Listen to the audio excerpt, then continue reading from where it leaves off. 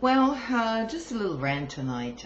Nothing in particular. I guess I need to address this GOP debate last night. I actually didn't watch the whole thing, just excerpts from it. And I have to tell you, it's a pretty bleak picture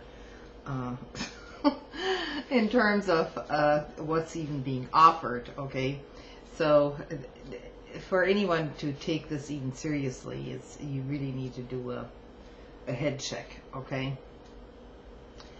For one thing, has anybody even questioned why we're having these semi-presidential debates a year and a half before the presidential election?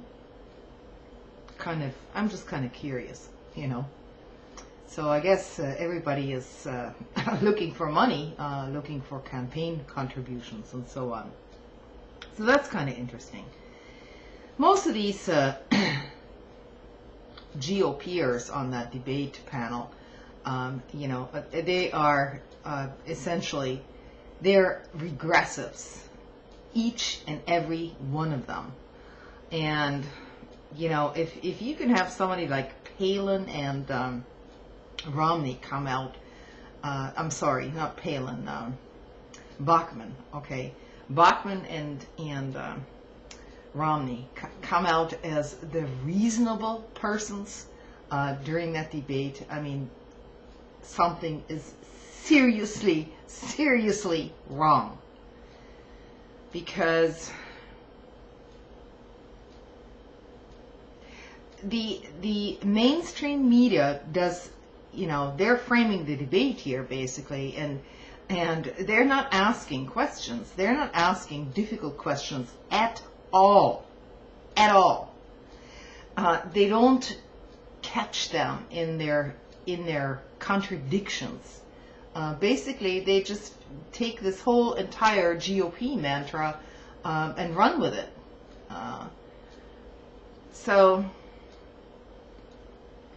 I watched some of Ron Paul's responses to the questions and stuff, and I'm the only thing I can say about Ron Paul is that I support his anti-war stance, his non-interventionist foreign policy prescription, but nothing else. The guy doesn't seem to realize that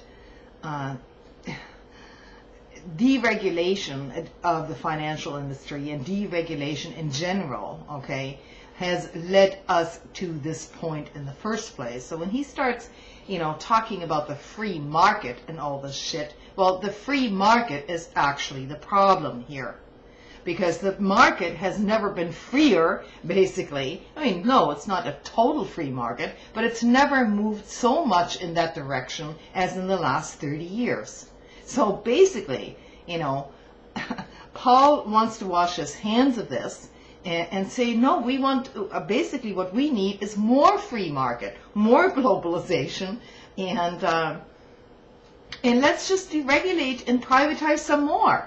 So that's his answer. And it was, of course, the answer of every other politician on there during that debate. Only, you know, Paul has been in Congress for a very long time, so he couches it in different words, but it all means the same thing. It all means the same thing. So, and my viewers should also understand that I am absolutely pissed off at the Obama administration. So, you know, if you think I'm some Obama butt on here, I'm not. In fact, they're the enablers of the worst kind of shit that is coming down the pike. And you watch, under our administration now, under the Democrats, all these social cuts to programs, all of this will be approved and ushered in. And that's because the Democratic Party is just as much in the hands of the corporate and banking elite in this country as the other party. And, you know, to blame all this shit on unions have very, very little influence in this country.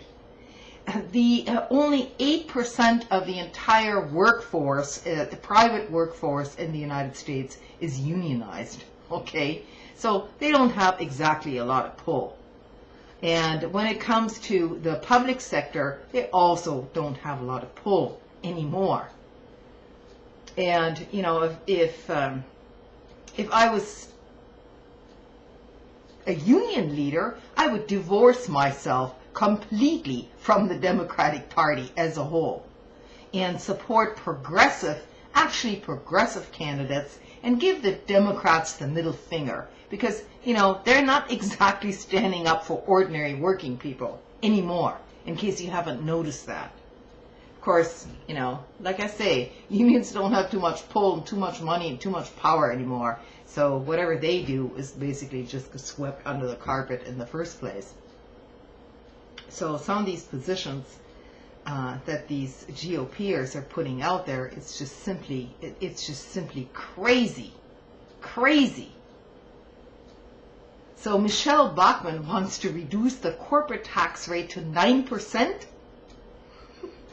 Okay. First she said 15% or something. Now her ideal is 9%.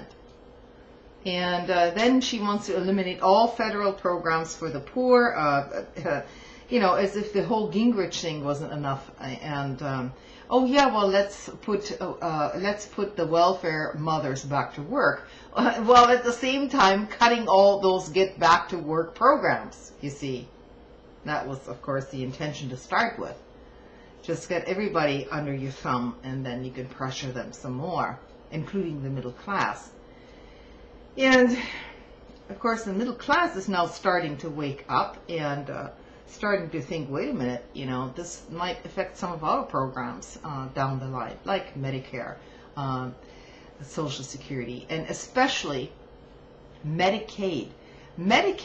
Cutting Medicaid is just about the cruelest thing that you can do to people. Because Medicaid is for the very poor and very desperate out there. And, you know, this includes disabled people, people living in nursing homes, okay?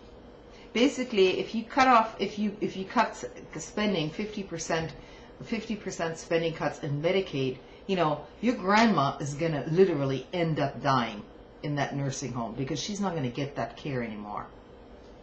So talk about death panels here. But this is not being discussed in the mainstream news. This is not being discussed in the mainstream media at all. All they focus on is on cutting the deficit. Well, you know what? In a sense, Paul is right when he says, you know how you can cut the deficit? Is get us out of these goddamn wars that we're involved in. That might solve part of the problem.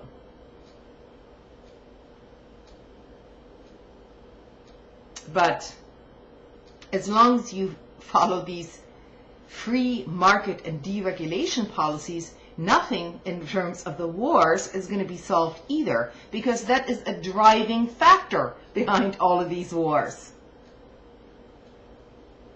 Cause and effect.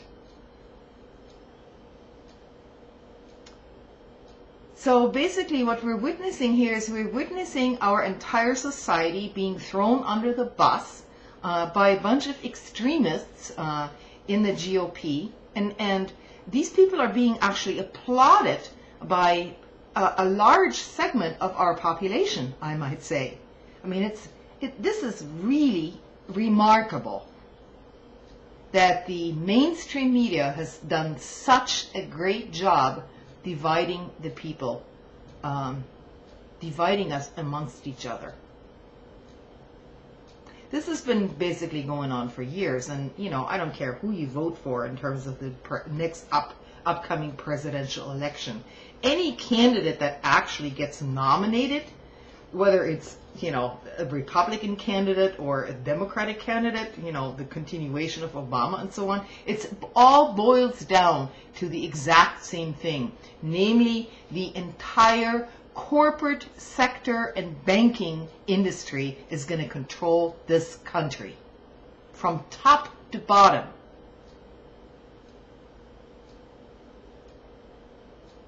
And by the time people wake up, it'll be too late. Because people just slightly older than me, they'll still be able to get their Social Security benefits and so on. But somebody 2 years younger than me will actually, I fall into that category where it may hit me as well. But it's our children.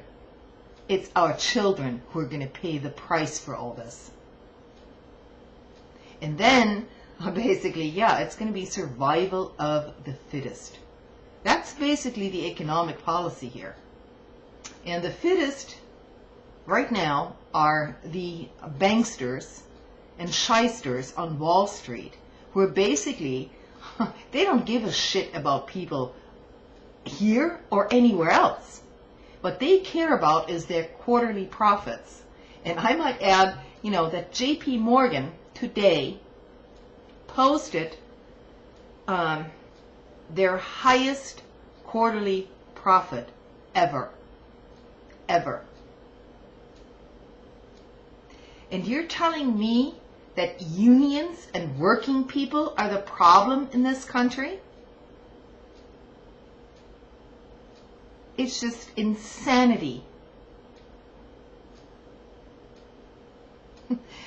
Not to mention the entire internal contradiction, between this Paul Ryan plan, oh yeah, let's just privatize everything. Let's change Medicare into a voucher system and all that. And his favorite author and several other Congress members are chiming in is Ayn Rand.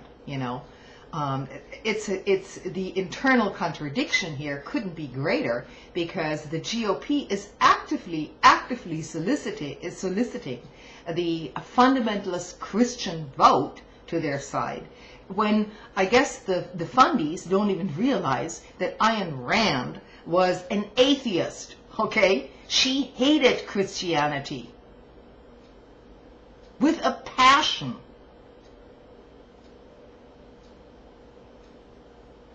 So I suppose you're gonna somehow reconcile your Randian economic belief system with your Christian belief system. Both of them are actually idiotic.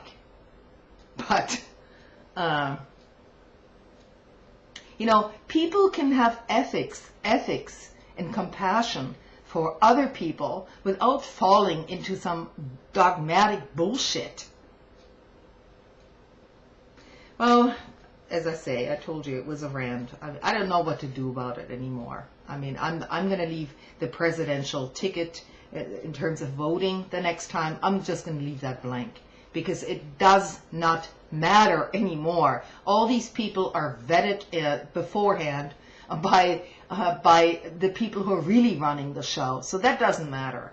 So all we can do is things on the local level, perhaps on the congressional level, okay? But even that window is closing fastly, because, without campaign finance reform and all of this, it's a done deal. It's all a done deal.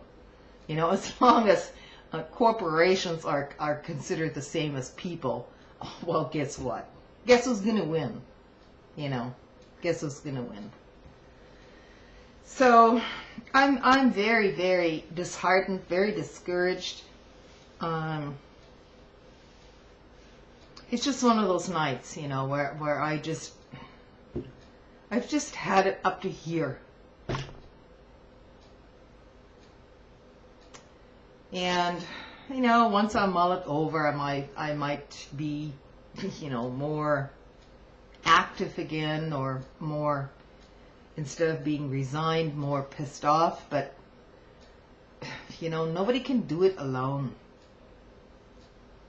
And there's so many of us out here who actually feel the same way, but, they're also so discouraged that they've kind of quit speaking out on YouTube or elsewhere, because this is just, we're facing a very terrible situation here. And, the Wall Street guys are winning. They're winning. They're winning the game.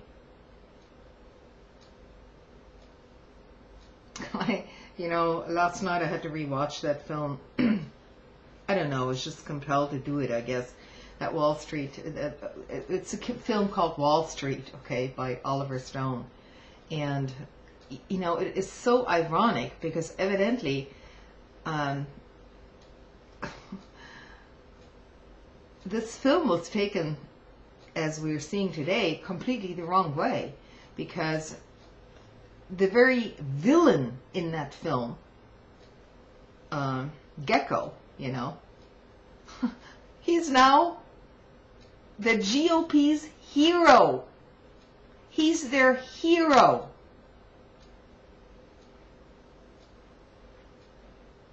It's just simply, it's Orwellian, really. It boggles the mind.